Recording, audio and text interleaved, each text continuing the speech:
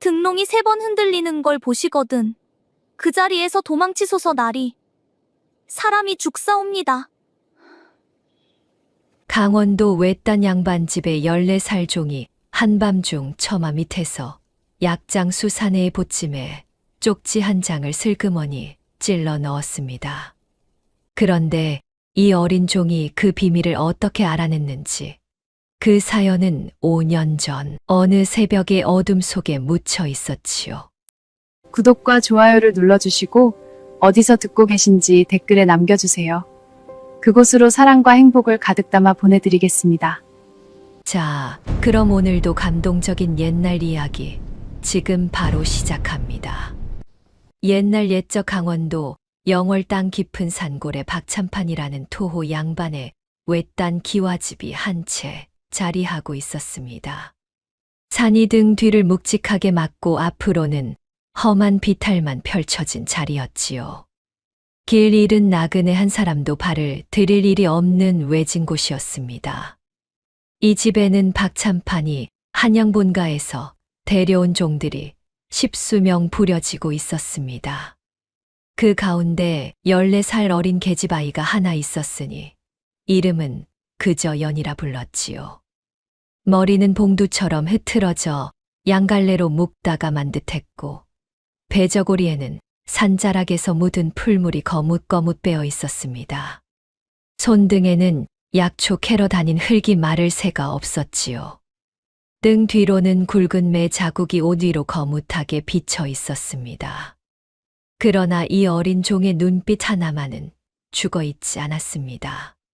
산자락에서 풀 한 포기를 들어 올리더라도 무엇에 쓸 약초인지 한 번에 가려냈지요.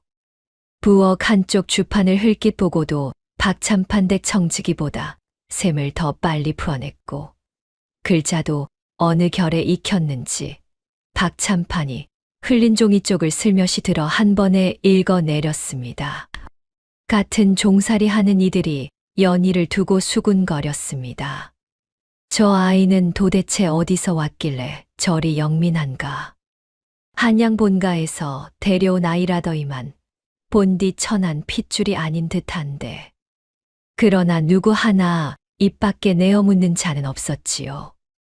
박찬판의 눈매가 워낙 매서웠고 그 댁종이 함부로 입을 놀렸다가는 그 길로 어딘가로 사라진다는 이야기가 종들 사이에 무겁게 떠돌았으니까요.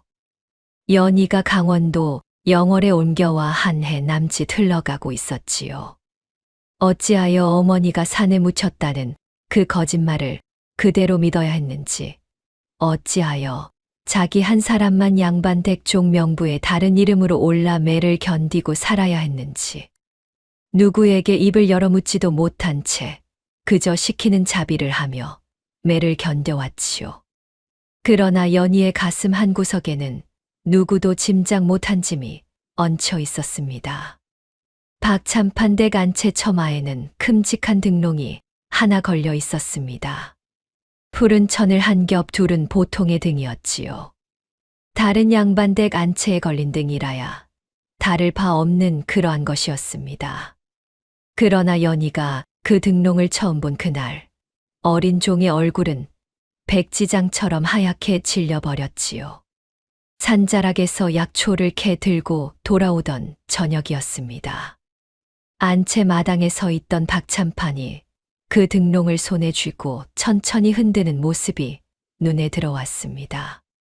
한 번, 두 번, 세 번, 연희의 무릎이 꺾일 뻔했지요.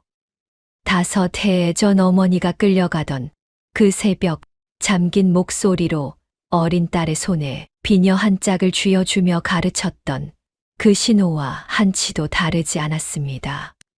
이 신호가 보이거든 무엇이 있어도 그 자리에서 멀리 떠나거라. 어머니의 마지막 말이 귓전을 한번 스쳐갔지요. 그러나 연희는 이미 그 자리에 종으로 묶여있는 몸이었습니다. 멀리 떠나기는커녕 신호의 주인 곁에서 매일같이 자비를 하며 잠을 자야 하는 처지였지요. 그날 이후로 연희는 안채 처마의 등롱에서 한시도 눈을 떼지 못했습니다. 그리고 한 해가 흘렀지요. 영월마을 어귀의 변고는 그 사이에 7차례나 일어났습니다.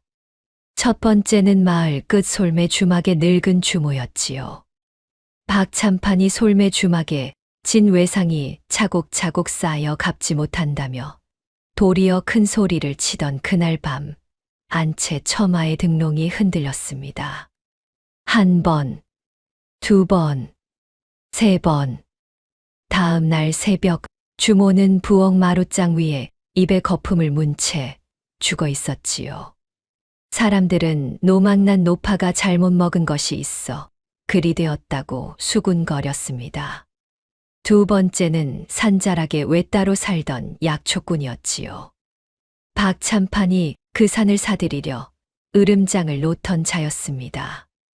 그날 밤도 등롱은 3번 흔들렸고 다음 날 약초꾼은 산비탈에서 굴러 떨어진 채 발견되었지요. 세 번째는 영월관아의 늙은 설이었습니다. 박참판의 부정장부 한 끝을 보았다는 말이 있던 자였지요. 등롱이 3번 흔들린 그 다음 날 설이는 자기 댁 우물에 빠져 죽어 있었습니다. 마을 사람들 입에서 슬며시 이런 말이 새어 나오기도 했지요. 이 마을이 어찌 이리 변고가 잦은가. 박참판 댁에 거슬린 자만 골라 변을 당한다는 말도 있더이다. 쉿, 그 어른 귀에 들어가거든 어디 성한 자가 남아있겠는가. 그러나 그 말도 사흘이 지나면 자취 없이 흩어졌습니다. 연희는 그때마다 부엌 한쪽에서 가만히 손을 떨었지요. 처음에는 우연인가 했습니다. 두 번째에는 마음이 무거워졌고 세 번째 이후로는 더 이상 우연이 아님을 알았습니다. 안채 처마의 그 등롱이 흔들리는 밤마다 마을 어딘가에서 한 사람이 죽어나가고 있었던 것이지요. 어머니가 가르쳐 주신 그 신호가 어찌하여 박참판의 손에서 죽음의 표지로 쓰이고 있는지 연희는 그 까닭을 짐작할 수 없었습니다. 그저 묻혀있는 5해 전 새벽의 일들이 자기가 딛고 선 이 자리와 어떻게든 얽혀 있다는 것만 어렴풋이 느낄 뿐이었지요. 이 박참판 댁에는 연희보다 오래 부려져 온 늙은 종이 하나 있었습니다. 이름은 모곡 영감이라 불렀지요. 한양 본가 시절부터 박참판을 따라 영월까지 옮겨온 사내였습니다. 늙어 허리가 굽고 다리에는 무릎파리가 깊어 절뚝거리며 마당을 쓸었지만 그 눈빛만은 아직 영민한 데가 있었습니다. 그해 겨울 막바지의 어느 날 모곡 영감이 부엌 마루에 그대로 쓰러졌지요. 영감님. 연희가 채소를 다듬다 말고 달려갔습니다. 영감의 손등이 벌써 식어가고 있었고 입가에는 거품 같은 침이 비어져 있었지요. 연희는 영감의 가슴을 손바닥으로 가만히 눌러보고 입가에서 풍기는 냄새를 맡아보았습니다. 이건 백지초 독이로구나. 연희는 자기도 모르게 입속말로 중얼거렸지요. 어머니가 어릴 적 약초 그림책을 펼쳐놓고 일러주시던 그 풀이었습니다. 들에서 나는 풀이라 가난한 이들이 봄나물인 약 먹다가 종종 사람을 잃는다는 풀이지요. 누가 영감님 진지에 봄나물을 섞어 드리더냐. 연희가 옆에 선 어린 종 아이에게 다급히 물었습니다. 제가 어제 저녁 곳간에서 거두어 온 풀을 한 줌 묻혀드렸지요.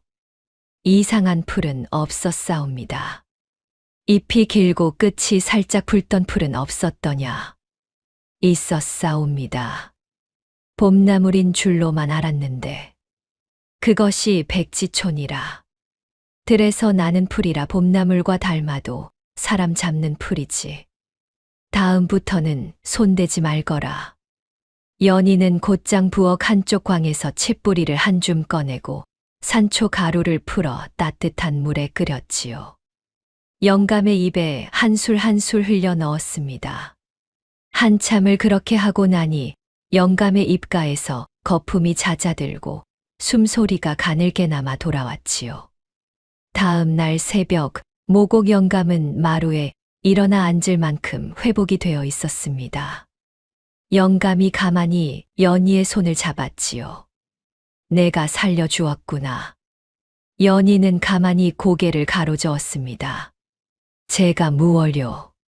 그저 약초를 좀 알 뿐이옵니다.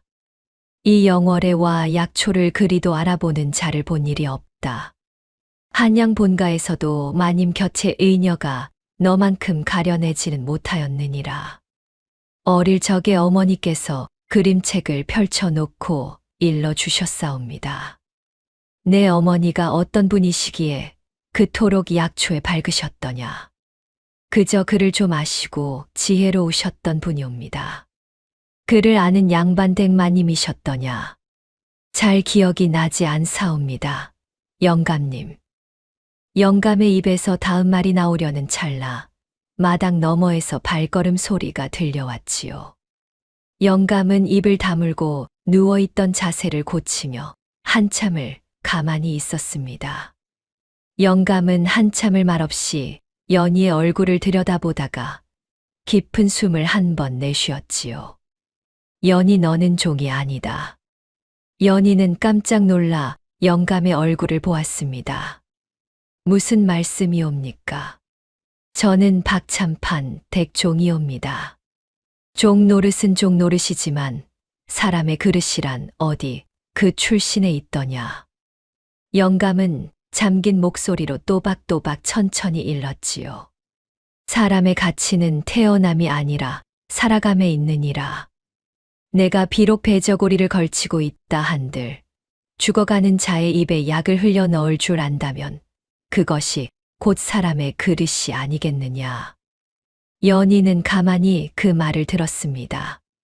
그러나 그 말의 무게가 어린 자기에게 어떻게 닿아야 하는지 그때는 짐작이 가지 않았지요. 종으로 사는 자에게 가치라는 말이 무슨 소용이며 살아감이라는 일이 어찌 매를 견디는 것과 다르겠습니까?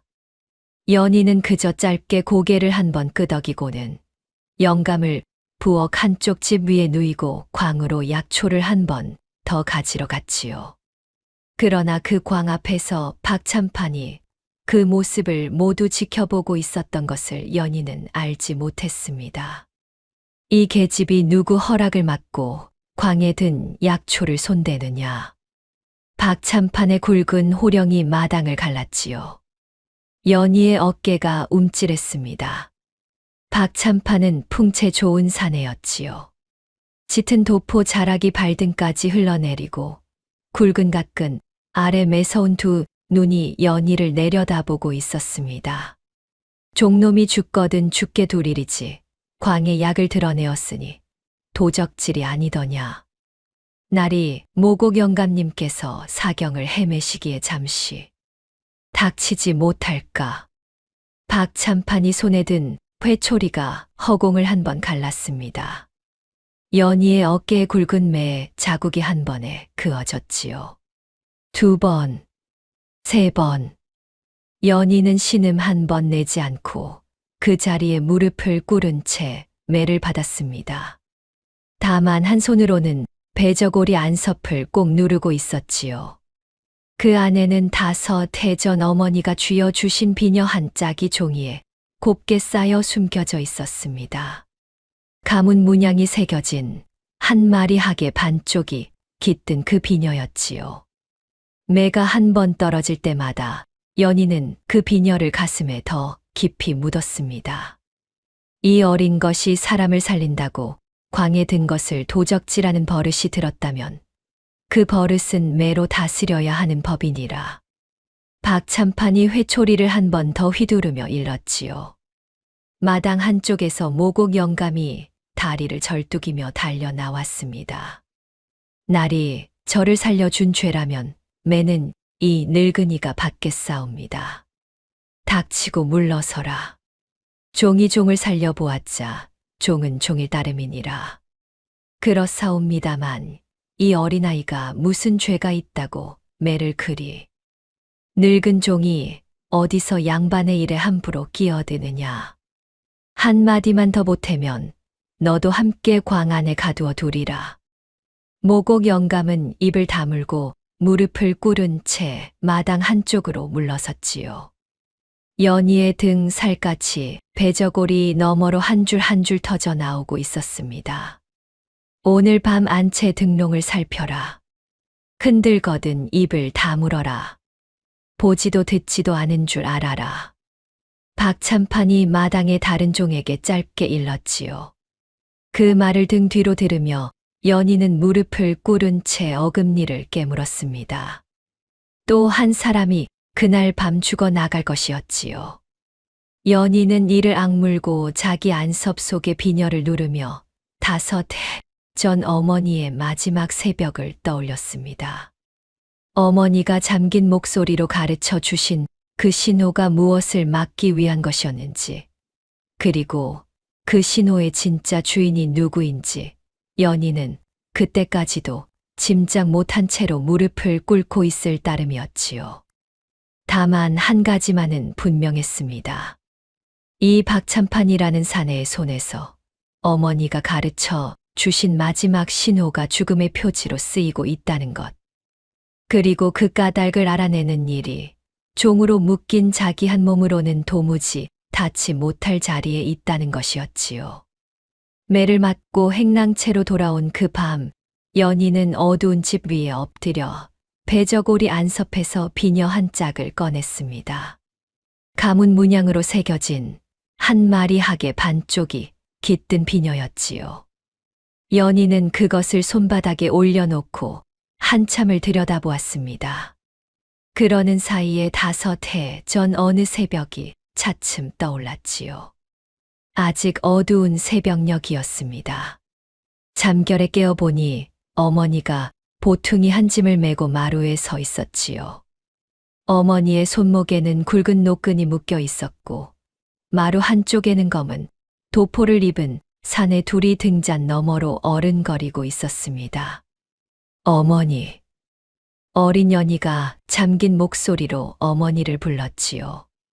어머니는 조심스럽게 마루로 내려와 어린 딸을 한 번 꼭 끌어안았습니다. 내 새끼. 어머니의 떨리는 손이 어린 연희의 머리를 한 번 쓸어내렸지요. 어머니, 어디 가시는 것이옵니까? 저 사람들과 잠시 먼 길을 다녀와야 한단다. 저도 따라가옵니다. 아니 된다. 너는 여기에 있어야 한다. 왜 그러시옵니까? 저도 데려가 주십시오. 내 새끼야, 어미의 말을 잘 들어야 한다. 어머니는 품속에서 비녀 한 짝을 꺼내어 어린 딸의 작은 손에 쥐어 주었지요. 이것은 어미와 너만 아는 것이니라. 내 외삼촌에게도 누구에게도 보여서는 아니 된다. 알겠느냐? 이것이 무엇이옵니까? 한 마리 학의 반쪽이지. 어미가 다른 한 짝을 가지고 갈 것이다. 언젠가 2짝이 다시 만나는 날이 있을 것이니라. 어머니, 어디로 가시기에 그러시옵니까? 어머니는 어린 딸의 2 눈을 가만히 들여다보다가 또 한 가지를 일러주었습니다. 앞으로 어디를 가게 되든 푸른 천을 두른 등롱이 1번, 2번, 3번 흔들리는 것이 보이거든 무엇이 있어도 그 자리에서 멀리 떠나거라. 그것이 무엇인데요, 어머니? 어미가 본 가장 무서운 것이니라. 그 신호가 보이는 자리는 곧 사람이 죽어나가는 자리이니 너만은 그 자리에 있어서는 아니 된다. 어머니, 한 가지 더 일러주마. 살아있거라. 어떻게든 살아있거라. 마루 너머에서 검은 도포의 사내가 1번 헛기침을 하였지요. 어머니는 어린 딸의 손을 1번 더 꽉 쥐었다가 천천히 놓았습니다. 그것이 어머니의 마지막 모습이었지요. 며칠이 지나 외삼촌 이만석이 어린 연희에게 일렀습니다. 내 어미는 화병에 시달리다 그만 먼 길을 떠나고 말았느니라. 시신은 산에 묻었으니 너는 슬픔을 거두고 어른의 말을 따르거라. 어머니께서 정말 돌아가셨사옵니까? 같은 말을 2번 하게 하지 말거라. 어른의 말을 따르라 이르지 않았느냐. 어린 연희는 그 말을 그대로 믿을 수밖에 없었지요. 그 새벽 이후로 어린 연희는 이만석의 한양별저 안채에 갇혀 살았습니다. 친가 송진사 댁 사람 하나, 외가 청송이 씨 댁의 다른 어른 하나도 어린아이를 만나러 오지 않았지요. 이만석은 어린 조카를 양반의 자식으로 두지 않고 종명부에 다른 이름으로 올렸습니다. 그 이름이 곧 연이었지요. 그곳에서 어린 연희는 자비를 익히고 매를 견디는 법을 배웠습니다. 어머니가 쥐어주신 비녀는 배저고리 안석 깊이 종이에 곱게 쌓아두었지요. 그러는 사이에 4해가 흘렀습니다. 지난해 봄 이만석이 한양을 떠나 강원도 영월로 거처를 옮겼지요. 옮길 때부터 그 어른의 성씨도 바뀌었습니다. 마을에서는 그 어른을 박참판이라 불렀고 외삼촌이 본 뒤 어떤 사람이었는지 아는 자는 영월 땅에 한 사람도 없었지요. 영월에 처음 도착한 그 저녁, 같은 행랑채 늙은 종이 어린 연희를 마루로 부르고 가만히 일렀습니다. 이 산골에 든 이상 함부로 마을에 나돌지 말거라. 그것은 또 어찌하여 그러하옵니까? 어른의 눈이 매서워 그렇지. 무엇을 보고 들었더라도 못 본 척 못 들은 척하여라. 예, 그리하겠사옵니다. 한 가지 더. 안채 처마 등롱 곁으로는 발을 들이지 말거라. 그 자리에 발을 들였다가 매를 맞고 나간 종이 한둘이 아니다. 연희는 가만히 고개를 끄덕였지요. 그러나 다음 날부터 안채 처마의 등롱에서 눈을 떼지 못하게 될 줄은 그때까지 짐작도 하지 못했습니다. 그러던 어느 저녁이었지요. 산자락에서 약초를 캐 들고 돌아오던 길에 연희는 안채 처마에서 그 등롱을 처음 보았지요. 푸른 천을 두른 등롱. 박참판이 손에 쥐고 1번, 2번, 3번 흔드는 그 등롱. 5해 전 어머니가 일러준 그 신호와 한치도 다르지 않았습니다. 연희의 가슴 안에서 무언가 무너지는 소리가 났지요. 어린 종의 머리로 짐작하는 것은 한 가지뿐이었습니다. 어머니가 가신 자리가 산무덤이 아닐지도 모른다는 것. 그 생각이 한번 가슴에 박히자 연희는 이미 그 자리를 떠날 수 없는 몸이었습니다. 박참판이 그 일을 혼자 하는 것이 아니라는 것도 차츰 알게 되었습니다. 어느 늦은 밤, 부엌 봉창 너머로 검은 옷을 입은 사내 둘이 안채 뒷담을 넘어 들어오는 모습을 본 일이 있었지요. 같은 행랑채에서 잠을 자던 어린 종 아이가 옆에서 가만히 속삭였습니다. 누님, 저 사내들은 누구이옵니까? 나도 모른다. 본 척하지 말거라. 한 달에 1~2번씩 오는 것 같지요. 그날 밤마다 마을에서 변고가 생기더이다. 입을 다물거라. 보고도 못 본 척하여야 한다. 누님, 무섭사옵니다. 무서운 것은 입을 여는 일이지 보는 일이 아니란다. 연희는 어린 종 아이의 손을 꼭 쥐어주고 집 위에 함께 누웠지요. 그러는 사이에 마당 너머에서 박참판의 발걸음 소리가 한 번 들리고는 다시 잠잠해졌습니다. 그렇게 한 해가 저물어 가는 늦겨울 어느 날이었지요. 영월 마을에 낯선 사내 하나가 들어왔습니다. 약 사시오.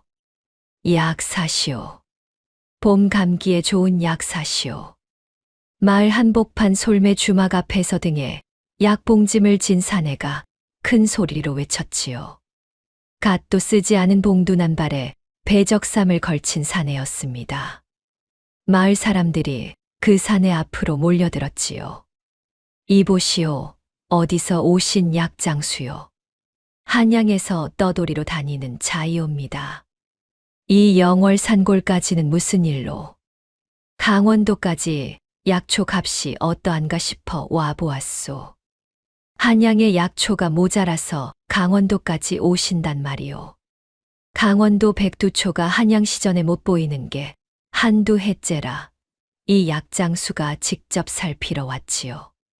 이 산에 백두초가 자라기는 하지만 캐는 자가 있어야 사시지 않겠소. 그래서 영월에 한동안 머물면서 캐는 자를 알아볼 참이 올시다. 솔매 주막에 방을 한 칸 빌리려 하는데 봐주실 분이 누구이요? 솔매 주모가 작년에 죽고 그 며느리가 보고 있소이다. 물어보시오. 사내의 목소리는 쾌활했지만 두 눈만은 도무지 약장수의 눈이 아니었습니다. 마을 사람들의 얼굴을 한 사람씩 가만히 살펴보고 있었지요. 연희는 마침 박참판의 심부름으로 솔매 주막 앞을 지나다 그 사내를 보았습니다. 약장수의 보찜 사이로 보이는 약초가 어쩐지 익숙했지요. 부자, 인삼머리, 백지초입. 그 사이에 끼어 있는 누런 종이 쪽지 하나가 잠시 연희의 눈에 들어왔습니다. 종이 쪽지에는 박참판의 본가 한양 별저에서나 쓰던 종이 무늬가 찍혀 있었지요. 연희의 발걸음이 잠시 멈추었습니다. 그러나 마을 한복판이라 더 머물 수도 없었지요. 연희는 모르는 척 약장수 옆을 지나쳐 박참판의 심부름을 마치고 돌아왔습니다. 그 약장수는 그날 솔매 주막에 방을 한 칸 빌렸지요. 다만 박참판은 마당에서 마을 다녀온 종에게 짧게 일렀습니다. 솔매 주막에 든 자가 누구인지 살펴오너라. 약장수라 하옵니다. 날이 한양에서 왔다 들었사옵니다. 한양 어디인가? 그것까지는 알아내지 못하였사옵니다. 닷새 안으로 그 자의 발자취를 모두 알아오너라. 예, 날이. 한 가지 더. 안채 처마 등롱을 닦아 두어라. 곧 쓸 일이 있을지 모른다. 예, 날이. 박참판에 매서운 두 눈이 안채 처마 등롱을 한번 올려다보았지요. 그 눈빛에는 무언가 서늘한 것이 깃들어 있었습니다. 연희는 마당 한쪽에서 그 모습을 모두 보았지요. 가슴이 한번 크게 뛰었습니다. 박참판이 어떤 자를 의심하기 시작했다는 것은 곧 그 자가 머지않아 변고를 당할 것이라는 뜻이었지요. 연희는 배저고리 안섭의 비녀 한 짝을 가만히 누르며 솔매 주막에 든 그 약장수의 두 눈을 떠올렸습니다. 약장수의 눈이 아니었던 그 눈을, 종이 쪽지의 한양 무늬를, 보찜 안에 약초를, 5해를 묻혀 있던 그 새벽의 일이 다시 한 번 흙을 털고 일어서려 하고 있었지요. 그 약장수가 솔매 주막에 든 지사흘이 되는 저녁이었지요. 박참판은 마을 다녀온 종을 안채 마루로 불러들였습니다. 솔매 주막에 그 자 알아낸 것이 있느냐? 한양에서 떠돌이로 다니는 자라 하옵고 약초 보찜 외에 별다른 것은 없었사옵니다. 특별한 점이 보이지 않는다는 것이 도리어 수상하니라. 예. 한양에서 강원도까지 떠돌이로 약초를 캐러 내려오는 자 가운데 갓도 쓰지 않고 갓근도 손대지 않는 자가 있더냐. 그리고 보찜 안에 약초가 한 가지같이 새 것이라 하더라. 떠돌이라면 묵은 것이 한 줌은 섞여 있어야 하는 법이니라. 그러하옵니다. 날이. 아무래도 그 자가 약장수 행세를 하는 다른 자인 듯하구나. 한양에서 누구의 손에 보내져 온 자인지는 모르겠다만 박참판이 한참을 마루 끝에 앉아 갓근을 만지작거렸지요. 그러더니 가만히 일렀습니다. 오늘 밤 안채 처마 등롱을 내려라. 새 초를 갈아 끼우고 푸른 천을 한 번 더 두르거라. 오늘 밤이옵니까? 같은 말을 되풀이하게 하지 말거라. 종은 더 묻지 못하고 고개를 숙인 채 안채로 향했지요. 연희는 마침 부엌에서 저녁상을 거두다 그 말을 모두 들었습니다. 손에 들고 있던 사발이 절로 흔들릴 뻔했지요. 안채 처마 등롱이 내려간다는 것은 곧 그날 밤 누군가 죽어 나간다는 뜻이었습니다. 그리고 그 누군가가 솔매 주막에 든 그 약장수라는 것도 분명했지요. 연희는 그날 본 약장수의 두 눈을 떠올렸습니다. 마을 사람들의 얼굴을 한 사람씩 가만히 살펴보던 그 눈을, 보찜 안에 있던 한양 별저 무늬의 종이 쪽지를, 그리고 한 가지가 더 떠올랐지요. 부자, 인삼머리, 백지초입. 박참판댁 광에 있는 약초들과 똑같은 종류였습니다. 그 약장수가 박참판을 살피러 들어온 자라는 것을 연희는 직감으로 알았지요. 그날 밤이었습니다. 사위가 잠든 늦은 시각, 박참판이 마루 끝에서 마당의 종을 한 번 더 불러 일렀지요. 오늘 밤은 뒷담 작은 문을 잠그지 말거라. 예, 날이 새벽까지 열어두겠사옵니다. 한 가지 더. 마당의 등롱이 흔들리거든 행랑채의 모든 종에게 잠을 자라 일러라. 한 발자국이라도 마당으로 나오는 자가 있거든 그 자리에서 매로 다스릴 것이다. 잘 알겠사옵니다. 날이. 종이 물러간 뒤 박참판은 마당 한복판으로 나섰지요. 손에는 푸른 천을 두른 등롱이 들려 있었습니다. 박참판은 마당 한복판에 잠시 멈추어 서서 사방을 한번 살피더니 안채 처마 아래에 등롱을 걸고 손에 끈을 쥐었지요. 한 번, 두 번, 세 번. 등롱이 천천히 흔들렸습니다. 푸른 천이 등불빛을 받아 너울거렸지요. 그 모습은 다섯 해 전 어머니가 일러준 그 신호와 한치도 다르지 않았습니다.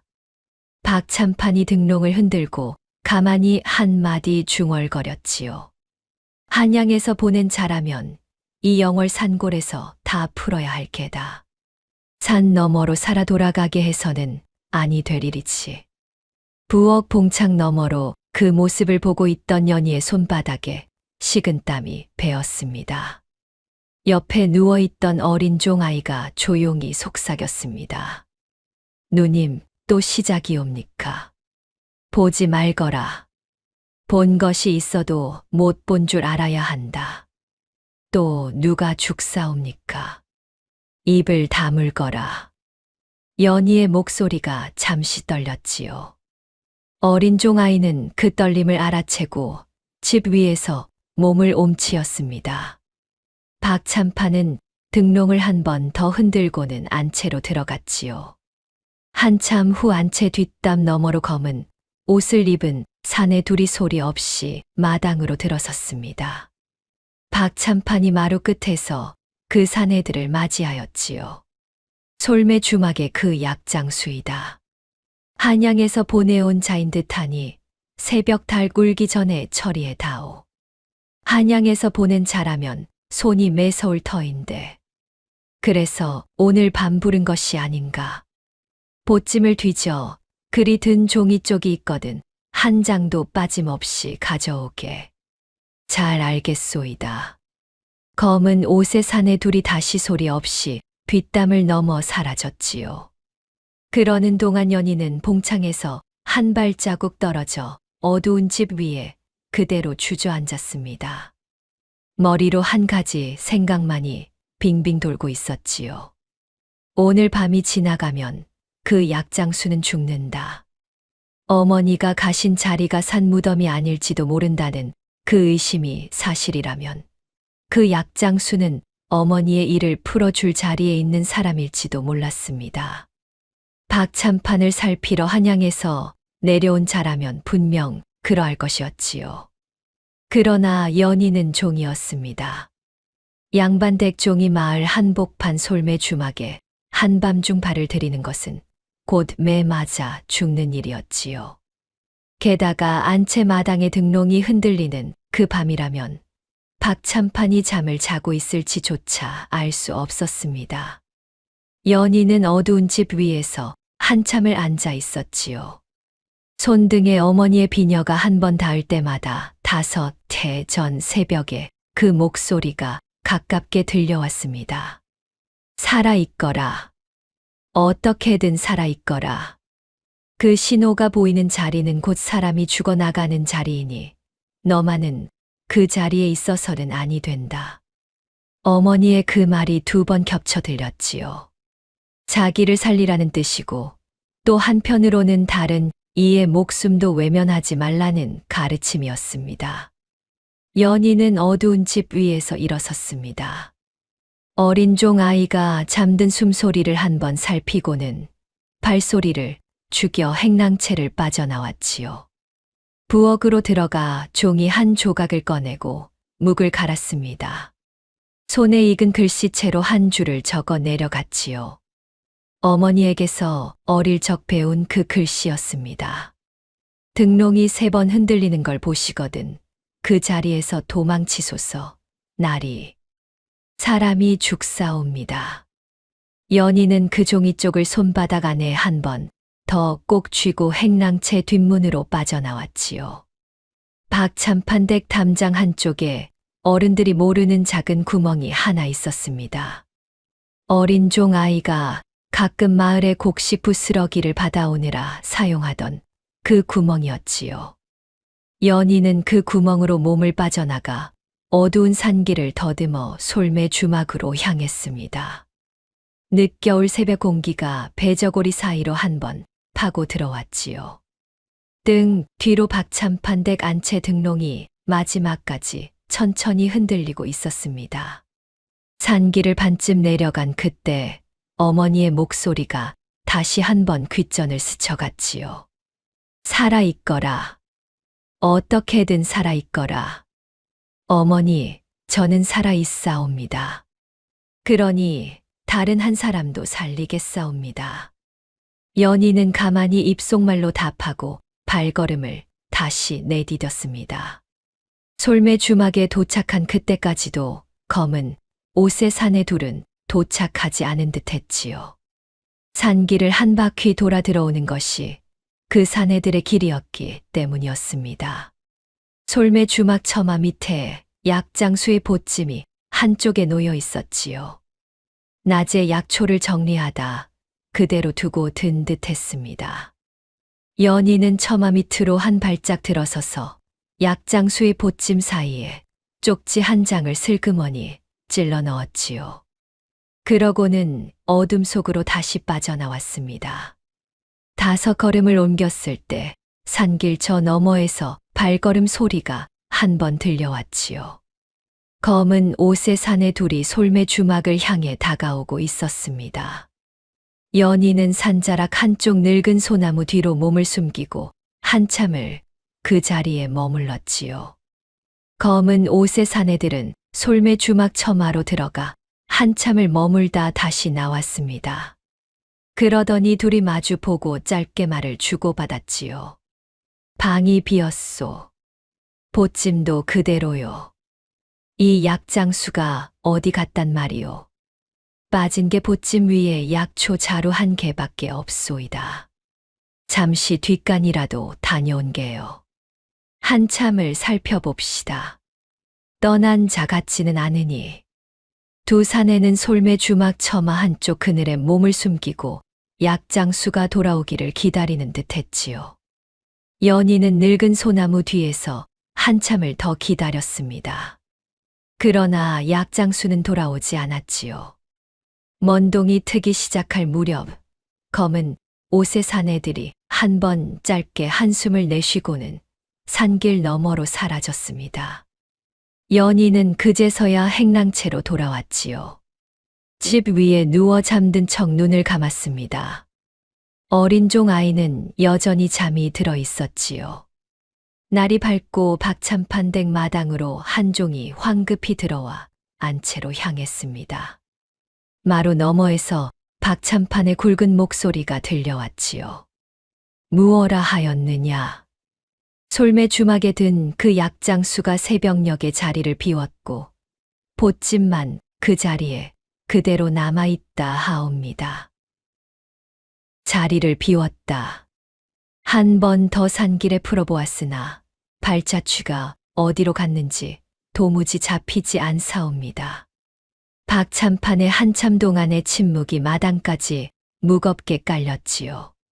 부엌 한쪽에서 채소를 다듬던 연희의 손이 잠시 멈추었습니다. 그 자가 도망쳤다는 말이로군. 박참판의 목소리에는 분노보다 의아함이 더 짙게 깔려 있었지요. 한양에서 보내온 자가 어찌 우리 손길을 미리 알았단 말이냐. 누가 손을 쓴 것인가. 마당으로 든 사람도 없었고 뒷담을 넘어 나간 자도 없었사옵니다. 행랑채 종들도 모두 잠들어 있었사옵고 그렇다면 그 자가 우리 손길이 다가올 줄 미리 알고 떠난 것이냐. 아니면 누군가 한밤중 솔매 주막까지 길을 잡아 주었단 말이냐. 송구하옵니다. 나리. 그것까지는 행랑채 종들의 집 자리를 모두 살피거라. 새벽 공기에 젖은 집이 있거든 그 자가 한밤중 마당을 나갔다 돌아온 자이니라. 예, 나리. 박참판의 매서운 두 눈이 마당의 종들을 한 사람씩 천천히 훑어 내려갔지요. 연희는 채소 자루 뒤로 슬며시 고개를 숙였습니다. 가슴 안에서 무언가 한 번 크게 뛰는 소리가 났지요. 5해를 묻혀 있던 그 새벽의 일이 드디어 흙을 털고 한 발짝 내디딘 순간이었습니다. 새벽 어둠이 산 너머로 한 번 더 가라앉던 그 시각, 약장수 산에는 이미 영월 산자락 바위, 그늘에 몸을 숨기고 있었지요. 어둠 속에서 보찜을 풀어 헤치고 종이 쪽 한 장을 손바닥에 펼쳐보았습니다. 등롱이 3번 흔들리는 걸 보시거든 그 자리에서 도망치소서. 나리. 사람이 죽사옵니다. 사내는 그 한 줄을 한참을 들여다보았지요.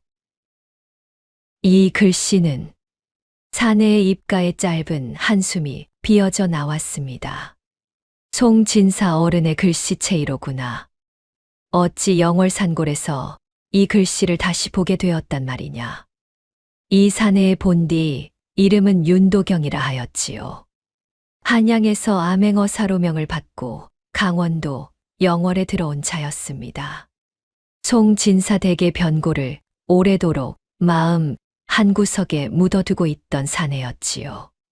송진사는 윤도경의 옛 스승이었습니다. 어린 시절 글공부를 시켜 주신 어른이었지요. 그 어른이 일찍 세상을 등진 후 그 부인이 화병으로 갔다는 소식을 들었으나 윤도경은 그 일이 어쩐지 자연스럽지 않다고 생각해 왔습니다. 그 댁 외동딸이 어디로 갔는지도 행방이 묘연한 채 5해가 흘렀지요. 이번 영월행은 그 5해를 풀러 들어온 길이었습니다. 박참판이라 자칭하는 그 자가 본 뒤 한양 이만석이라는 자인 듯하다는 단서를 잡아 들어온 길이었지요. 그 새벽 꽃집 안에서 발견한 그 한 장의 종이 쪽지는 오래도록 묻혀있던 모든 의문에 한 가지 답을 더해 주었습니다. 송진사 어른의 글씨체를 익힌 자가 영월 박참판 댁 어딘가에 있다는 것. 이 글씨를 익힐 만한 자라면 송진사 어른의 핏줄밖에 없을 것이다. 윤도경은 종이 쪽지를 가슴 깊이 품고 산자락에서 한 식경을 더 머물렀지요. 보찜을 메고 마을로 내려가지 않고 산 너머로 한 바퀴 돌아 다른 길로 영월관아 앞에 다시 모습을 드러냈습니다. 그 다음 날 정오 무렵이었지요. 영월관아 앞이 마을 사람들로 술렁이고 있었습니다. 저 농부가 무어라 끌려 들어가는 게요. 박참판 댁 종을 산자락에서 죽였다는 누명이라더이다. 종을 죽이다니. 저 사람은 평생 산비탈에서 농사만 짓던 사람 아니요. 박참판 댁 곳간에 들어선 적도 없는 사람이건만 일이 어찌 일이 되었는지. 농부의 두 손에는 굵은 노끈이 묶여 있었지요. 등 뒤로는 박참판 댁종 셋이 호위하듯 따라붙고 있었습니다. 농부의 얼굴은 흑빛이었지만 두 눈만은 억울함으로 형형하게 빛나고 있었지요. 윤도경은 마을 사람들 사이에 약장수 보찜을 메고 끼어들어 그 모습을 한참 살폈습니다. 그러다 마을 어른 한 사람의 어깨를 가만히 두드렸지요. 이 농부가 어떤 사정으로 끌려 들어가오. 박참판 댁종이 산자락에서 시신으로 발견된 게 보름 전이었지. 그날 아침 이 농부가 그 산에 약초를 캐러 다녔다는 게 누명의 시작이요. 그 종이 어찌하여 산자락에 있었던 게요. 박참판 댁 곳간 보고를 다니던 자라더이다. 산 비탈에서 발을 헛디뎠다는 소문도 있지만 어른들 사이에는 박참판이 그 종 입을 막느라 손을 쓴 게 아닌가 하는 말도 있소이다. 그렇소이까. 윤도경은 가만히 고개를 끄덕이고 마을 사람 사이를 빠져나왔지요. 관아 앞으로 천천히 걸어 들어가는 동안 보찜 안에서 작은 마패 한 짝을 손바닥 안에 옮겨 쥐었습니다. 관아 마당 한복판에서 영월사또가 농부를 마주보고 호령하고 있었지요. 내가 박참판 댁종을 산자락에서 살해한 것이 사실이렸다. 억울하옵니다, 사또. 저는 그날 산자락에 약초를 캐러 갔을 뿐 그 종을 본 일도 없사옵니다. 내 산비탈 뒷자리에서 그 종의 시신이 발견되었느니라. 그것이 곧 증거가 아니더냐. 산비탈은 한 자리만 있는 것이 아니었고 저는 다른 골짜기에서 약초를 캐고 있었사옵니다. 그 골짜기에서 만난 다른 약초꾼 한 사람이 증인이 될 것이옵니다. 누구인가? 산 너머 골짜기에 사는 늙은 약초꾼이옵니다. 그 자가 박참판이 입을 다물게 한 자라면 어찌할 것이냐. 농부는 그 말 앞에서 입을 다물 수밖에 없었지요. 박참판이 그 사또의 손에 부정굿간을 채워주는 일이 영월에 사는 자라면 모르지 않는 일이었습니다. 그때였습니다. 잠깐 멈추시오, 사또. 마을 사람들 사이에서 약장수 보찜을 맨 사내 하나가 마당 가운데로 천천히 걸어 들어갔지요. 사또가 그 자를 보고 눈썹을 한번 찌푸렸습니다. 내가 누구이기에 이 자리에 발을 들이느냐. 한양에서 내려온 약장수이옵니다만 이 농부가 선 그 자리는 본디 죄인이 설 자리가 아닌 듯하여 한마디 보태고자 하옵니다. 약장수가 무엇을 안다고 관아 일에 끼어드느냐. 매로 다스릴 일이로다. 송구하옵니다만 사또께서 매를 들기 전에 이것을 한번 살펴봐 주십시오. 윤도경이 보찜 안에서 마패 한 짝을 꺼내어 사또 앞마루 위에 가만히 올려놓았지요. 마패의 청동빛이 햇살에 한번 반짝였습니다. 이것이 사또의 얼굴에서 핏기가 한 번에 빠져나갔지요. 한양에서 내려온 암행어사요. 이 마을의 변고가 한두 가지가 아니라 이 길로 들어왔소. 이 농부의 일은 본관이 따로 살피겠으니 사또께서는 일단 노끈을 풀어주시지요. 마당이 잠시 술렁였습니다. 사또는 떨리는 손으로 농부의 노끈을 풀게 하고는 마루 한쪽으로 물러섰지요. 농부가 어사 앞에 무릎을 꿇고 한번 깊이 머리를 숙였습니다. 어찌 이 천한 자를 살려 주시옵니까?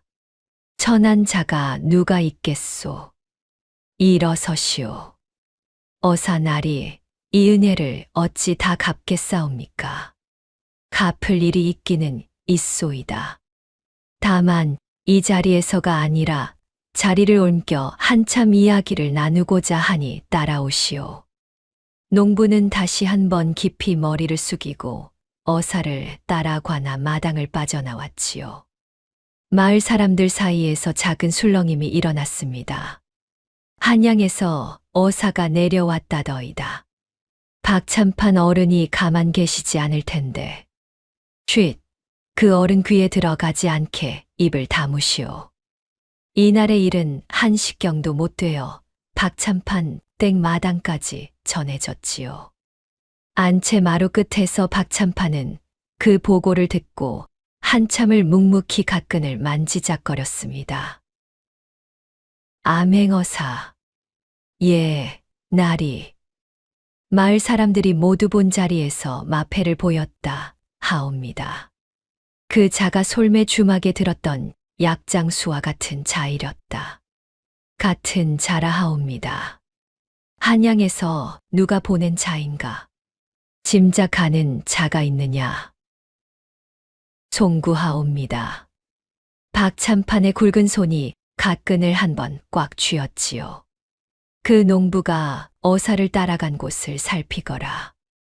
그리고 한양의 사람을 보내어 그 어사의 본디 이름을 알아오너라. 예, 나리. 한 가지 더. 이 댁중 가운데 한밤중에 마당을 넘나든 자가 있는지 살피거라. 그날 새벽 솔매 주막의 일은 분명 안에서 새어나간 일이니라. 박참판의 매서운 두 눈이 마당 한쪽 부엌을 한 번 흘낏 살폈지요. 부엌에서 채소를 다듬던 연희의 등이 한 번 움찔했습니다. 박참판은 마루에서 일어서며 다시 한마디 일렀지요. 이 댁광에서 묵종이 한 장이 모자라더라. 글씨를 익힌 자가 누구인지부터 살피거라. 그를 아는 종이 한 사람도 없어야 할 것을 어찌 한 장이 비었단 말이냐. 연희의 손에 들려있던 채소 자루가 한 번 떨릴 뻔했습니다. 그러나 가만히 채소를 다듬는 척 고개를 숙인 채 한마디도 입 밖에 내지 않았지요. 박참판은 안채로 들어갔습니다. 모곡 영감이 마당 한쪽에서 비를 들고 마당을 쓸다가 가만히 연희 곁으로 다가왔지요. 내 등에 매 자국이 또 늘었구나. 괜찮사옵니다, 영감님. 광에서 묵종이 한 장이 비었다는 말이 무슨 뜻인지 너는 짐작이 가느냐. 연희는 가만히 영감의 두 눈을 보았지요. 모곡 영감의 눈에는 책망보다 걱정이 더 무겁게 깔려 있었습니다. 영감님, 이 늙은이가 묻지 않으마. 다만 한 가지 일러주마. 이 댁종 가운데 글자를 익힌 자가 너 한 사람뿐이라는 것을 박참판 어른이 알아내기 전에 내가 먼저 까막 눈처럼 굴어야 한다. 예, 영감님. 한 가지 더. 한양에서 어사가 내려왔다 하더라. 그 어사 어른이 누구를 살리러 온 자인지는 모르겠으나 마을에 머무는 동안 너는 그 곁에 가까이 가지 말거라. 박참판 어른의 눈이 어사 곁에 머물 것이니. 연희는 고개를 깊이 끄덕였지요. 그러나 가슴 안에서는 다른 생각이 일고 있었습니다. 어사가 마을에 머무는 동안 자기가 가까이 가지 못한다 하더라도 그 어른이 5해 전 어머니의 일을 풀어줄 수 있는 자라면 어떻게든 한 번은 다시 마주서야 할 것이라는 생각이었지요. 배저고리 안섭의 비녀 한 짝이 그날따라 무겁게 가슴에 닿았습니다. 어사가 다시 마을의 모습을 드러낸 지 사흘째 되는 날 아침이었습니다. 주막 마당에는 환자들이 줄을 섰지요. 발이 부은 노파, 기침이 그치지 않는 아이, 등이 굽은 늙은 짐꾼까지 한양에서 내려왔다는 약장수 한 사람을 보러 모여들었습니다. 어디가 시원치 않으시오, 할머니. 발이 부어 신을 못 신소. 사흘째 잠을 못 자오. 발목 위가 뜨겁구려. 짐을 너무 오래 진 탓이오. 이 약초를 다려 사흘만 발에 붙여보시오. 고맙소, 약장수 어른. 한양분이 어찌 이 깊은 골까지. 이 사람도 떠도는 약장수일 뿐이오. 그저 발이 가는 대로 다닐 따름이지. 약장수 사내 곧 어사 윤도경의 손은 가벼웠지요. 그러나 그 눈은 마을 사람 한 사람씩 지나갈 때마다 천천히 그 얼굴을 살피고 있었습니다. 어느 집안이 누구와 한 핏줄이고, 어느 살림이 어디에 빚을 안고 있으며, 어느 사람이 박참판 어른과 어떤 관계인지를 사흘 만에 거의 다 짐작해 두었지요. 그날 낮과나에서 한 농부가 끌려갔다는 소식이 마당에 들어왔습니다. 맹쇠가 끌려갔다오. 맹쇠가 어찌? 앞집 김영감 댁에서 달 5마리가 사라졌다는데 맹쇠 마당에 깃털이 떨어져 있었답디다. 달 5마리의 곤장이요? 김영감이 박참판 어른 가까이라 말이 다려오. 본을 보이라 했답디다. 약장수 사내가 약초 자루를 정리하다 말고 고개를 들었지요. 맹쇠라는 이가 어떤 사람이요? 우직하기로 마을에서 제일이요. 닭 한 마리도 훔칠 위인이 못 되는데 이 사람이 한번 가봐도 되겠소. 약장수 어른이 무슨 일로? 발부은 할머니가 그 맹쇠라는 이의 어머니라 하셨소. 어머니가 사흘째 우신다 하니 발약 핑계로 한번 들러보겠소. 약장수 사내가 약초 자루를 들고 관하로 향했습니다. 늦은 가을바람이 마당의 마른 잎을 굴렸지요. 같은 시각 박참판 댁 부엌 뒷곁. 연희는 약초 다발을 묶다가 모곡 영감이 마당을 가로지르는 것을 보았습니다. 영감의 손에는 작은 약초 한 줌이 들려 있었지요. 영감님, 어디 가시옵니까? 관아에 다녀오마. 김영감 댁 닭이 사라진 자리에 깃털이 어찌 맹쇠 마당에 갔는지 이 늙은이가 한 가지 짚히는 데가 있구나. 영감님, 약초 한 줌만 더 가져가시지요. 무슨 약초이냐? 오미자 마른 것이옵니다. 김영감 댁에서 사흘 전에 매가 달려와 달둥지를 흔들고 갔다 하셨지요. 그 매를 부르는 자는 매에게 오미자 향을 묻혀 보내는 자이옵니다. 깃털이 어디서 어디로 옮겨졌는지, 오미자 향이 어느 마당에 묻어 있는지 사람의 코로도 사흘쯤은 짚어볼 수 있는 일이 없지요. 너는 어디서 그런 것을 다 익혔느냐? 어머니께서. 모곡 영감은 한참 동안 연희의 얼굴을 보았지요. 그러고는 가만히 약초를 받아 품에 넣고 관아 쪽으로 걸어갔습니다. 관아 마당. 맹쇠라는 농부가 묶인 채 무릎을 꿇고 있었지요. 약장수 사내가 김영감의 마당과 맹쇠의 흙바닥을 오가며 깃털이 떨어진 자리, 흙이 패인 자리, 신발 자국이 향한 방향을 살피고 있었습니다. 이방 어른. 무슨 일이오, 약장수. 이 자리에 매의 발자국이 남아있소. 매는 닭 5마리를 한 번에 채갈 수가 없소. 깃털이 한 자리에 모여 있다는 것은 매가 한 자리의 달들을 모아두고 잡아먹었다는 뜻이오. 매가 그런 일을 한단 말이오. 훈련받은 매라면 가능하오. 그리고 이 마당의 흙에는 오미자 향이 묻어 있구려. 매를 부리는 자가 매에게 오미자 향을 묻혀 보내는 까닭이지요. 오미자 향을 어찌 알아내오. 이 사람의 코는 한양 약방가에서 한 시절을 굴렀소. 오미자 한 알의 향은 사흘이 가도록 크게 남는다는 것을 그 약방에서 익혔소이다. 이방의 얼굴이 조금 굳었지요. 모곡 영감이 한 발 나서며 품에서 마른 오미자 한 줌을 꺼냈습니다. 이방 어른, 김영감 댁 마당의 흙을 한 줌만 가져다 비교해 보시지요. 같은 향이 묻어 있다면 닭 5마리는 매를 부리는 다른 자가 김영감 댁에서 직접 채간 것이옵니다. 이방이 군조를 시켜 김영감 댁 마당에서 흙 한 줌을 가져왔습니다. 약장수 사내가 두 흙을 손바닥에 비비며 가만히 향을 맡았지요. 같은 향이요. 그리고 이 향이 마당에서 가장 짙은 자리는 김영감 댁 뒷곁이요. 매를 부리는 자가 그 자리에서 새를 풀었다는 뜻이요. 매를 부리는 자가 누구란 말이요. 매를 부릴 줄 아는 자가 이 마을에 한 사람이라 들었소. 다른 마을에서 한 해 전에 들어왔다고 하더이다. 김영감댁 행랑채에서 일하는 그 자가 마지막으로 그 매를 본 사람이요. 이방이 한참 머뭇거리다 그 행랑사내를 불러왔습니다.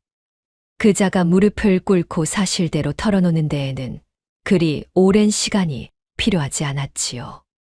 닭은 그 자가 매를 시켜 채간 것이었고 깃털은 일부러 맹쇠의 마당에 흩어둔 것이었습니다. 왜 하필 맹쇠를 끌어들였느냐? 김영감 어른께서 맹쇠가 박참판 어른께 진 빚을 못 갚았으니 본을 보이라 하셨소이다. 마당이 술렁였지요. 박참판이라는 이름이 마당에서 처음 한 번 큰 소리로 나오는 순간이었습니다. 맹쇠가 풀려나오던 길에 약장수 사내의 손을 잡았지요. 약장수 어른, 이 은혜를. 이 사람의 은혜가 아니요. 마른 오미자 한 줌을 가져온 늙은 영감의 은혜요. 맹쇠는 모곡 영감의 손도 잡았지요. 모곡 영감이 가만히 고개를 저으며 한마디 했습니다. 이 늙은이의 손이 아니다. 손은 가져왔으나 코는 다른 사람의 것이었느니라. 그 다른 사람이 어느 분이옵니까? 이 늙은이가 그 이름은 입에 담지 못하느니라. 다만 너는 이 마을에서 한 사람의 이름을 마음에 넣어 두거라. 그 한 사람의 목숨을 내가 갚아야 할 때가 올 것이니라. 맹쇠는 모곡 영감의 두 눈을 보다 가만히 고개를 끄덕였습니다. 박참판 안채. 박참판은 마당의 등롱을 손에 들고 한참을 들여다보고 있었지요. 한양에서 내려왔다는 약장수, 그 자가 오미자 향으로 매의 자리를 짚어냈다 하더라. 예, 어른. 이방이 그 행랑사내를 끌어내어 사실을 받아냈다 들었다. 그 행랑사내가 본을 보이라 한자의 이름을 입에 올렸다 하더냐. 올렸다 하옵니다. 누구라 하더냐. 어른의 함자가 한 번 마당에서 나왔다 하옵니다. 박참판은 등롱을 천천히 다시 처마에 걸었지요. 그러고는 가만히 눈을 가늘게 떴습니다. 한양 약방가에 한 시절 굴렀다는 자가 마을 마당에서 매의 향을 짚어내는 일은 흔한 일이 아니니라. 그 자가 약장수의 행색은 갖추었으나 본디 그 일을 보러 내려온 자는 아니로구나. 그러시면 내일 아침 그 자를 이 댁 사랑채에 청하라.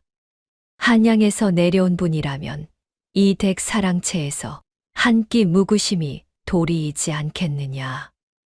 약장수의 행색이 그러하나 한양분의 도리는 한양분의 도리이니라. 예, 어른. 박참판이 안채로 걸어 들어가던 그 순간 등롱이 미세하게 한 번 흔들렸지요.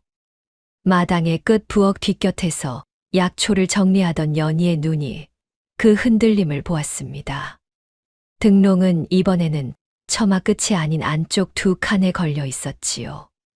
연희가 5해 동안 박참판의 안채를 살피며 알아낸 자리 가운데 안쪽 두 칸에 등롱이 걸린 적은 한 번도 없었습니다. 자리를 옮긴 등롱이 무엇을 뜻하는지 연희는 5해 동안 단 한 번도 본 적이 없는 신호 앞에서 잠시 손을 멈추었지요.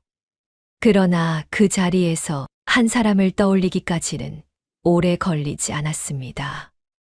오늘 마을 마당에서 박참판의 함자를 한 번 부른 그 자, 한양에서 내려왔다는 약장수 사내. 박참판의 사랑채에 내일 아침 청해질 그 사람이었지요.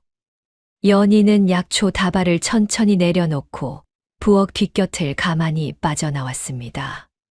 광 앞마당. 모곡 영감이 비를 들고 있었지요. 영감님, 왜 그러느냐? 안채 등롱이 처마 안쪽 두 칸으로 옮겨졌사옵니다. 그 자리에 등롱이 걸린 적이 5해 동안 단 한 번도 없었지요. 그 자리는 무슨 자리이냐? 이 어린 종이 알기로는 어른께서 손님을 사랑채에 들이실 적에만 미리 손을 보시는 자리이옵니다. 손님이 사랑채에서 발을 들이는 순간을 등롱이 비치도록 해두는 자리이지요. 손님이 누구이냐? 내일 아침 사랑채에 청해질 한양 약장수 어른이옵니다. 모곡 영감의 손에서 비가 미끄러지듯 마당에 닿았습니다. 영감은 한참 동안 입을 열지 못하다가 가만히 한마디 했지요. 그 자리에 등롱이 걸렸다는 것은 어른께서 다음 자리를 미리 정해 두셨다는 뜻이로구나. 예, 영감님. 사랑채 안에서 한 끼 묵고 나오시는 그 길에 무슨 일이 일어날 자리옵지요. 내가 어찌하려느냐. 오늘 밤 안으로 그 어른께 한 번 더 글을 보내야 하옵니다. 광에서 한 장 더 빼낸 묵종이가 안섭에 들어 있사옵니다. 광종이는 한 장 비어 어른께서 이미 색출을 명하셨다. 2장째 손이 가는 일은 위험한 일이니라. 어른께서 사람을 알아내시기 전에 그 손님이 한양으로 살아 돌아가셔야 하옵니다. 모곡 영감은 한참 동안 연희를 바라보았지요. 그리고 비를 다시 들어 마당을 쓸기 시작했습니다. 이 늙은이가 오늘 밤 광 앞을 한 시진 비워두마. 그 한 시진 안에 내 일을 마치거라.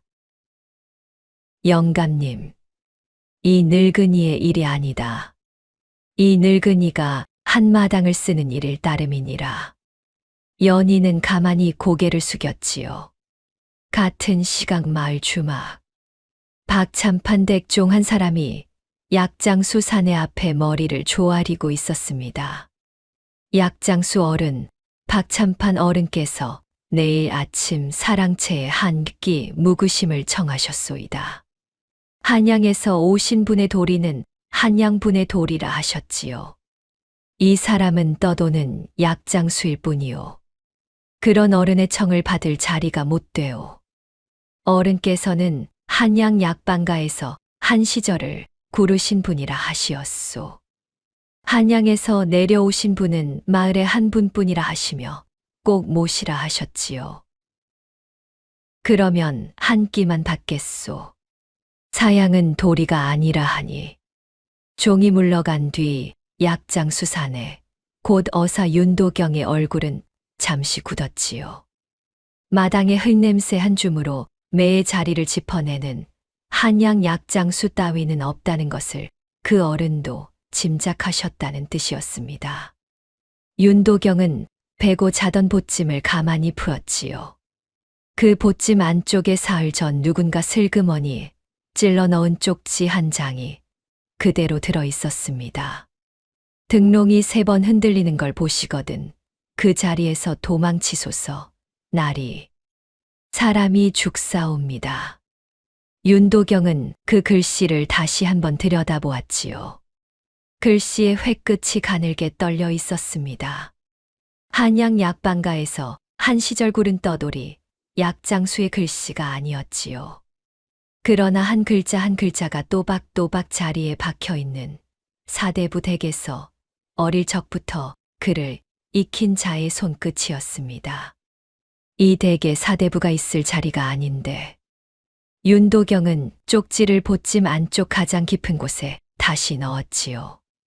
내일 아침 사랑채에서 한 끼를 받는 그 자리에 가야 한다는 것은 정해져 있었습니다. 가지 않으면 박참판이 한양에서 내려온 자의 정체를 다른 길로 알아낼 것이고, 가면 그 어른이 미리 정해 둔 자리에서 그 손을 받게 될 것이었지요. 윤도경은 어떤 길이 더 가까운 길인지 가만히 셈해 보았습니다. 가지 않으면 박참판은 다른 길로 정체를 캐낼 것이고, 이쪽에서 먼저 그 자리에 앉는다면 박참판의 패를 직접 들여다볼 수 있었지요. 가는 길이 더 가까운 길이라는 셈이 한참 만에 나왔습니다. 이 사람이 한번 가보겠소이다. 보찜 속 쪽지가 그날 밤 처음으로 한 사람의 손에 무게로 닿은 순간이었습니다. 다음 날 아침, 박참판댁 사랑채에는 한양에서 내려온 약장수 사내가 한 끼 상을 받고 앉아 있었지요. 상은 푸짐했습니다. 박참판이 친히 청한 자리라 마당 한쪽에는 종 두 사람이 무릎을 꿇고 시중을 들었지요. 한양 약방가에서 한 시절을 구르셨다 하셨소이다. 그렇소이다, 어른. 그러면 송진사 어른의 함자를 들으셨겠구려. 한양 약방가에 그 어른께서 자주 드나드시던 약방이 한 채 있었다 들었소. 약장수 사내 곧 어사 윤도경의 손이 잠시 젓가락 위에서 멈췄지요. 그러나 그 멈춤은 한 박자에 끝났습니다. 송진사 어른이라 하시면 10년 전 한양 약방에서 독한 약 한 첩을 그릇되게 받으셨다는 그 분 말씀이시오. 바로 그 분이요. 약장수 어른께서 그 약방을 거치셨다면 그 어른의 함자를 모르실 까닭이 없겠지요. 이 사람이 그 약방에는 발을 들이지 못한 시절이 있었소이다.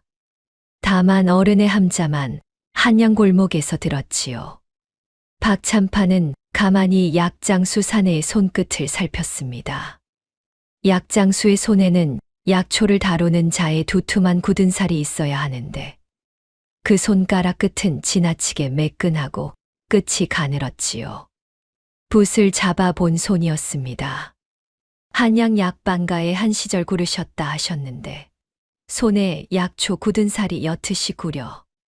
이 사람이 약초보다는 약방의 셈을 더 자주 보는 자리에 있었소이다. 약초는 일꾼이 다듬고 이 사람은 약방의 책을 잡았지요. 그러시구려. 박참판이 가만히 웃음을 한번 입가에 지었습니다. 그 웃음은 사랑채에서 한 끼를 마친 손님에게 짓는 웃음이 아니었지요. 식사가 끝나고 약장수 사내가 일어섰습니다. 한 끼 잘 받았소이다, 어른. 이 댁에서는 손님이 한 끼만 들고 가시는 것이 도리에 어긋나오. 저녁 한 끼도 받으시고 가시지요. 사랑채의 자리는 비어 있소. 어른의 청을 사양함이 더 큰 도리에 어긋나겠지요. 윤도경은 사랑채 마당으로 천천히 걸어 나왔습니다. 처마 끝의 등롱이 어제와 다른 자리에 걸려 있는 것을 그 눈도 본 것이었지요. 부엌 뒷곁. 연희능광에서 빼낸 묵종이 한 장을 배저고리 안섭해 깊이 넣고 마당으로 나서던 길이었습니다. 그러나 그 한 발을 채 떼기도 전에 종 셋이 마당을 가로막았지요. 연희야, 박참판 어른께서 부르신다. 무슨 일로 부르시옵니까? 광종이가 또 한 장 비었다. 그를 익힌 자가 이 댁에 한 사람뿐이라 들었으니 어른께서 그 한 사람을 보자 하신다. 연희가 배저고리 안섭해 묵종이를 가만히 깊이 밀어 넣었지요. 그러나 종이 한 장의 두께는 손바닥 안에서 분명한 무게로 닿고 있었습니다. 예. 연희가 끌려 안채 마당으로 들어가던 그 자리에 모곡 영감이 마당을 비로 쓸고 있다 한 걸음 나섰습니다. 어른, 늙은이가 무슨 일이냐? 광에 들어가 묵종이 두 장을 빼는 자는 이 늙은이옵니다. 마당의 종들이 모두 영감 쪽으로 고개를 돌렸지요. 늙은이가 그를 익혔단 말이냐. 한양 본가에서 어른을 모실 적 사랑채 곁에서 글자를 한자 한자 익혔사옵니다. 처음에는 어른의 서찰을 옮기는 일을 거들기 위함이었으나 점차 익숙해진 뒤로는 광에 든 묵종이가 비싸 한양에서 한 묶음씩 들어오던 것을 한 장씩 빼내어 글씨를 옮겨 적어 두었사옵지요. 두 장이 모두 그러하다는 말이냐? 그러하옵니다, 어른. 광에서 없어진 묵종이는 모두 이 늙은이가 한 일이옵니다. 박참판이 한참 동안 모곡 영감을 내려다보았지요. 그러고는 손에 쥐고 있던 매를 천천히 들었습니다. 늙은이가 그를 익히는 일은 이 댁에서 한 가지뿐인 죄이다. 그 죄가 무엇인지 늙은이가 잘 알 것이다. 예, 어른. 이 댁의 글이 이 댁 밖으로 한 자라도 나간 일이 있느냐? 한 자도 나간 일이 없사옵니다. 마지막으로 한마디 더 묻겠다. 그 글을 옮겨 적은 묵종이가 지금 이 댁 어디에 있느냐? 광 한 곁에 흙 속에 묻어 두었사옵니다. 어른의 손이 가시기 전에 한 줌 흙을 파시면 모두 거두실 수 있사옵지요. 박참판은 모곡 영감의 두 눈을 가만히 들여다보았지요. 그 눈에는 거짓의 흔들림이 없었습니다. 늙은이의 마지막 말이 거짓이라면 이 댁의 모든 종들이 한 사람씩 곤장을 받게 될 것이니라. 거짓이 아니옵니다, 어른. 박참판이 매를 들었습니다. 마당의 다른 종들은 모두 고개를 돌렸지요. 매가 떨어지는 소리가 마당 끝까지 2번, 3번 울렸습니다. 연희는 자기 자리에서 한 발도 움직일 수 없었지요. 발이 흙에 박혀 있었습니다. 영감님. 모곡 영감의 입가에 가는 핏줄기가 흘렀지요. 영감은 가만히 눈을 들어 한 번 연희를 보았습니다. 그 눈에는 책망이 없었지요. 연희야. 영감님. 사람의 가치는 태어남이 아니라 살아감에 있느니라. 매가 다시 한 번 떨어졌습니다. 영감의 손에서 비가 쓰러지듯 마당에 닿았지요. 그 비가 마당에 닿는 소리가 매가 떨어지는 소리보다 더 크게 연희의 가슴에 들렸습니다. 박참판이 마당의 종들을 불렀지요. 늙은이를 광에 들이라. 흙 속의 묵종이를 모두 거두라. 한 장이라도 다른 종들의 손을 거친 자가 있으면 그 손도 잘라두라. 예, 어른. 박참판이 천천히 연희 쪽으로 돌아섰습니다. 내가 이 댁에 5해를 묵었다. 예, 어른. 늙은이가 광에 들기 전에 너는 광 곁에 한 번도 가본 일이 없다 하더냐. 없사옵니다, 어른. 그러하다면 그 배저고리 안섭에 들어있는 한 장의 묵종이는 무엇이냐? 마당의 모든 시선이 연희에게로 모였지요. 연희의 배저고리 안섭이 가는 호흡으로 한 번 떨렸습니다. 어른, 꺼내거라. 연희는 손을 배저고리 안섭 안으로 가만히 넣었지요. 그 손이 묵종이가 아닌 다른 한 가지를 먼저 닿게 했습니다. 5해 동안 가슴에 닿아 무거워졌던 한 짝 비녀였지요. 꺼내라 하지 않았느냐. 연희의 손이 안섭 깊이에서 한 번 멈췄습니다. 그러나 그 자리에서 한 손이 안섭 옷섭을 잡아 거칠게 풀어헤쳐졌지요. 박참판의 손이었습니다. 배저고리 안섭에서 떨어진 것은 2가지였지요. 묵종이 한 장과 학 한 마리가 머리만 새겨진 비녀 한 짝이었습니다. 비녀가 마당에 흙에 닿는 소리. 그 소리에 박참판의 얼굴이 처음으로 굳었습니다. 이것이. 박참판은 비녀를 흙에서 가만히 집어들었지요. 그 손이 가늘게 떨리고 있었습니다. 이 학 비녀가 어찌 이 댁종의 안섭에 들어있단 말이냐. 어른, 내가 이것을 어디서 얻었느냐. 어머니께서 주셨사옵니다. 마당의 시간이 한순간 멈춘 듯 보였지요. 박찬판의 두 눈이 연희의 얼굴을 처음으로 깊이 살폈습니다. 너희 어머니가 누구이냐? 이씨이옵니다. 청송이 씨. 박찬판은 한참 동안 비녀를 손에 든 채 입을 열지 못했지요. 마당 한쪽에 모곡 영감이 흙에 쓰러져 더는 움직이지 않고 있었습니다. 박찬판이 가는 한숨을 한 번 내쉬었지요. 그 한숨은 분노도 놀람도 아닌 다섯해 동안 자기 손바닥 안에 두고 있던 한 가지 화근의 정체를 마침내 마주한 자의 한숨이었습니다. 너로구나. 송진사의 그 어린 것이. 본인이 너를 5해 동안 곁에 두고 다른 이름으로 부르며 살았으나 그 비녀 한 짝이 끝내 너의 안섭에 들어 있었던 줄은 본인도 알지 못하였구나. 5해라는 세월이 한 가지를 잊은 척 묻어두기에는 모자랐던 것이로구나. 연희는 입을 열지 않았습니다. 다만 마당 한쪽에 흘 위로 더는 움직이지 않는 모곡 영감 쪽으로 두 눈이 가만히 흘러갔지요. 박찬판이 종들에게 손짓을 했습니다. 이 아이를 곳간에 들이라. 자물쇠를 2겹으로 채워라. 한 사람도 곁에 가지 못하게 하라. 예, 어른. 그리고 안채 처마의 등롱을 마당으로 내려두라. 오늘 밤 그 등롱이 3번 흔들릴 것이니라. 마당 끝 사랑채. 약장수 사내 윤도경이 마당의 그 모든 소리를 가만히 듣고 있었습니다.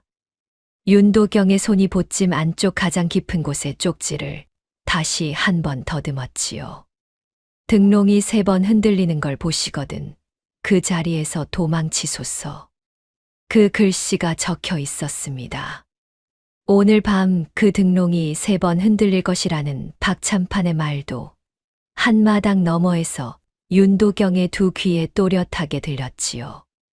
윤도경은 보찜을 가만히 어깨에 졌습니다. 그러나 사랑채 문을 나서는 발걸음은 사랑채로 들어올 적에 그 발걸음이 아니었지요. 곳간의 어둠 안. 연희는 흙바닥에 무릎을 꿇은 채 가만히 앉아 있었습니다. 자물쇠 2겹이 채워진 문 너머로는 마당의 모든 소리가 멀었지요. 5해 전 그 새벽이 다시 한번 가슴 안에서 일어났습니다. 어머니는 끌려가기 직전 어린 연희의 손에 비녀 한 짝을 쥐어주었지요. 그러고는 가만히 한마디를 귓가에 흘려두었습니다. 초연아, 이 비녀의 짝이 어디에 있든 어미는 살아있느니라. 짝이 한자리에 다시 모이는 날까지 너는 무슨 일이 있어도 한 사람으로 살아남거라. 연희는 그 한마디를 5해 동안 잊지 않았지요. 다만 그 말이 어머니의 말이라는 것만 가슴에 두었지. 그 뜻이 자기에게 무엇을 시키는 말인지는 깊이 들여다보지 않았습니다. 오늘에서야 그 뜻이 또렷하게 들렸지요. 태어남이 사람의 가치를 정한다면 자기는 송진사의 외동딸이라는 그 한 가지 자리로 살아야 했을 것입니다. 그러나 마당의 늙은 영감이 마지막 매 아래에서 일러준 한마디는 살아감에 가치가 있다는 말이었지요. 그렇다면 5해 동안 배저고리에 풀물을 묻히고 매 자국을 등에 새기며 살아온 그 시간도 한 사람의 가치였습니다. 오늘 마당에서 늙은 영감이 떨어뜨린 비 한 자루의 무게도 한 사람의 가치였지요. 연희의 두 눈에 처음으로 눈물이 한 번 떨어졌습니다. 그러나 그 눈물은 슬픔의 눈물이 아니었지요. 살아나가야 한다는 한 가지 뜻이 가슴에서 분명한 무게로 자리를 잡은 자의 눈물이었습니다. 곳간 문 밖에서 가는 발소리 하나가 다가왔지요. 누구이옵니까? 맹쇠요. 어제 약장수 어른이 누명을 풀어주신 그 농부요. 어찌 이 댁에 늙은 영감님께서 어제 한 가지 부탁을 두셨소. 이 댁의 곳간 자물쇠가 한 번 채워지거든 그 자물쇠를 한 겹 풀어 두어 달라 하셨지요. 영감님께서 이 마을에서 자물쇠 한 겹쯤은 그저 풀 줄 아는 자가 한 사람뿐이라 하시며 이 사람을 두고 가셨소. 문 밖에서 가는 쇳소리가 한 번, 두 번 들리더니 자물쇠 한 겹이 가만히 풀렸지요. 두 번째 자물쇠는 이미 채워지지 않은 채였습니다. 모곡 영감이 매를 맞기 전 같은 행랑채 종 한 사람에게 미리 부탁해 두었던 영감의 마지막 손길이었지요. 곳간 문이 가만히 열렸습니다. 산길로 가시오, 낭자. 사랑채에서 약장수 어른이 나오시는 길에 자객들이 따라붙을 것이오. 산길로 가야 그 길을 한번 끊을 수 있소. 고맙사옵니다. 이 사람이 갚을 빚이오. 어제 마당에 그 어른이 갚지 못할 빚을 이 사람에게 두셨으니 이 사람은 그 갚음을 오늘 갚으러 온 것이오. 맹쇠는 곳간에서 연희를 끌어내며 어제 마당에 떨어졌던 묵종이 한 장을 연희의 손에 다시 쥐어주었지요. 박참판이 비녀의 손이 멈추어 있던 그 한순간 다른 종이 슬쩍 거두어 둔 종이었습니다. 연희와 맹쇠는 박참판 댁 뒷담을 넘어 산길로 들어섰습니다. 같은 시각 박참판 댁 사랑채 마당. 처마의 등롱이 한 번, 두 번 흔들렸지요. 약장수 사내 윤도경의 발걸음이 그 자리에서 잠시 멈췄습니다.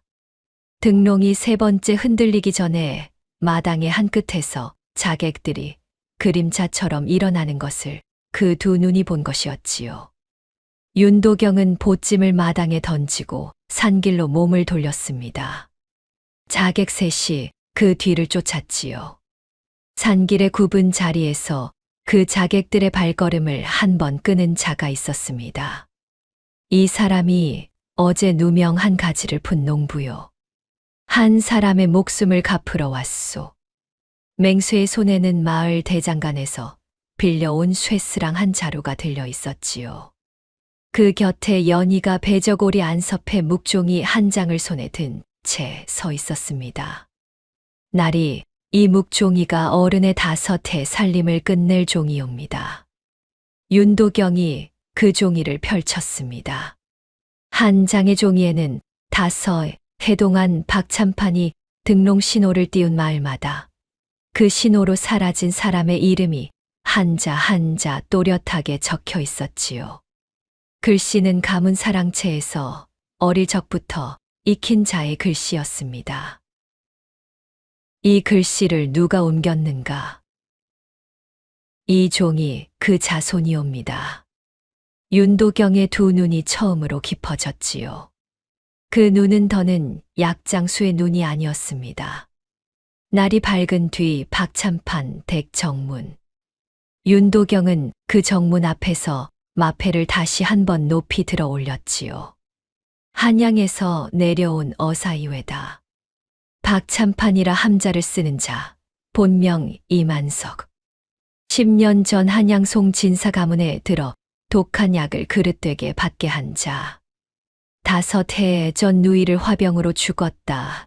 거짓말하고 강원도 변경 노비집에 매도한 자. 영월에 한 해 전 토호로 정착하여 마을 변사자 7사람의 목숨을 등롱 신호로 거둔 자. 그 모든 죄목으로 한양 형조에 압송하노라. 박참판은 마당 한가운데서 손에 들고 있던 등롱을 흙바닥에 떨어뜨렸습니다. 어사라. 증거는 이 5가지요. 광묵종이의 변사자 명단, 등롱 신호의 자리 변화 기록, 어제 마당의 누명 농부 증언, 본댁종 가운데 글을 익힌 자의 가문 글씨체, 그리고 청송이 씨 가문의 학 비녀 한 짝. 윤도경이 비녀 한 짝을 꺼내 들었지요. 어제 박참판이 마당의 흙에서 집어든 그 비녀였지요. 이 비녀의 학 문양은 청송이 씨 가문 외에는 한 손에서도 새기지 못하는 문양이외다. 이 비녀가 본댁종의 안섭에 들어있다는 것은 본댁 어른께서 5해 동안 그 사실을 알고도 입에 올리지 않으셨다는 뜻이지요. 마당의 한곁에서 한양에서 내려온 송진사 가문의 종친 어른 2사람이 한 걸음 나섰습니다. 어사가 미리 한양에서 모셔온 분들이었습니다. 이만석이라.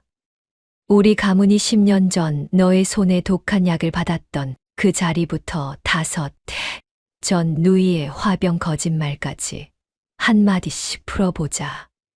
박참판은 한마디 변명을 입에 올리려 했지요.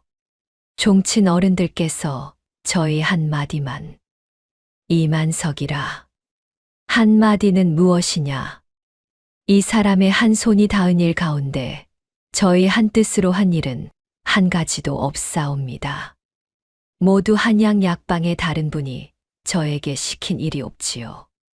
송진사 어른의 그 한 첩도 이 손이 받아두기는 하였으나 그 한 첩을 제 손에 쥐어 주신 분은 다른 분이옵니다. 그 다른 분의 함자를 입에 올려보거라. 한 자도 입에 올리지 못하는구나. 그러하면 그 한 첩은 너의 손이 그릇되게 받은 것이다. 어른, 누이의 화병 거짓말은 누구에게 시켜받은 일이냐? 누이의 화병이 거짓이었다는 사실은 5해 전 한양 본가의 종 한 사람이 강원도 변경 노비집에서 누이를 본 그 자리에서 이미 우리 가문에 한 번 닿은 일이 있다. 다만 너의 손이 그 종의 입을 한양에 들어오기 전에 거두었지. 그 종의 시신이 한양 외성 한 골목에서 발견된 자리가 어디였는지 우리가 모를 듯하더냐. 박참판의 2 어깨가 한 번 깊이 떨렸지요. 마당의 종 가운데 한 사람이 한 발 나서 한마디를 더했습니다. 어른께서는 본명을 이만석이라 쓰시던 분이옵니다. 영월로 이주하신 한 해 전부터 박참판이라 행세하셨지요. 본댁의 광묵종이에는 어른의 본명이 한자 적혀 있는 자리가 한 군데 있사옵니다. 어른께서 지난해 한양 약방에 보내신 한 통 서찰의 끝자락이 그 묵종이에 옮겨 적혀 있사옵지요. 그 종이는 이 댁의 늙은 영감님께서 어제 흙 속에 묻어두신다 하신 종이 가운데 그 한 장이 있사옵니다. 영감님께서 마지막 매를 받으시기 전 이 늙은 종의 손에 한 번 더 쥐어 주신 종이옵지요. 종의 손에 든 묵종이 한 장이 윤도경에게 건네졌습니다. 그 종이의 끝자락에는 이만석이라는 한자의 본명이 또렷하게 적혀 있었지요. 박참판의 2 다리가 마당의 흙에 풀썩 닿았습니다. 마지막까지 자기 곁에 있을 것이라 믿었던 종 한 사람이 그 한마디를 더한 것이었지요. 이만석은 그날로 한양 형조에 압송되었지요. 박참판의 수하 자객들은 그날 밤 영월관하의 군졸들이 산길에서 모두 거두었습니다. 송진사 가문의 재산은 종친들의 손으로 모두 어린 송초연에게 환원되었지요. 어제 마당에서 누명을 풀린 맹쇠는 그 공으로 마을 면임 한 자리를 받았습니다. 윤도경 어사는 송초연을 한 마차에 태우고 강원도 변경의 깊은 노비집을 향해 길을 잡았지요. 며칠 뒤 강원도 변경의 한 외딴 노비집 앞마당 5해 동안 매를 맞으며 빨래를 두드려 오던 한 여인이 마당으로 천천히 걸어 나왔습니다. 손에는 한 짝 비녀가 들려 있었지요. 하계 꼬리만 새겨진 비녀였습니다. 마차에서 내린 어린 송초연은 배저고리 안섭해서 자기의 한 짝 비녀를 꺼냈지요. 하계 머리만 새겨진 그 비녀였습니다. 어머니, 초연아. 5해 동안 어미가 살아계셨다는 것을 이 아이가 오늘에야 2 눈으로 배웁니다. 어미도 5해 동안 너의 비녀 한 짝이 어디에 있는지를 한밤마다 가슴에 두었느니라. 한자리에 모이는 그날까지 어미는 결코 죽지 않으리라 마음의 색이었지.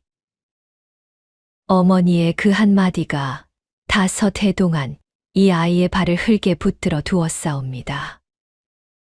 초연아, 어미가 한마디로 너의 한 발을 살린 것이 아니라 내가 5해 동안 살아온 그 한 살림이 이 어미의 시간을 붙들어 둔 것이니라.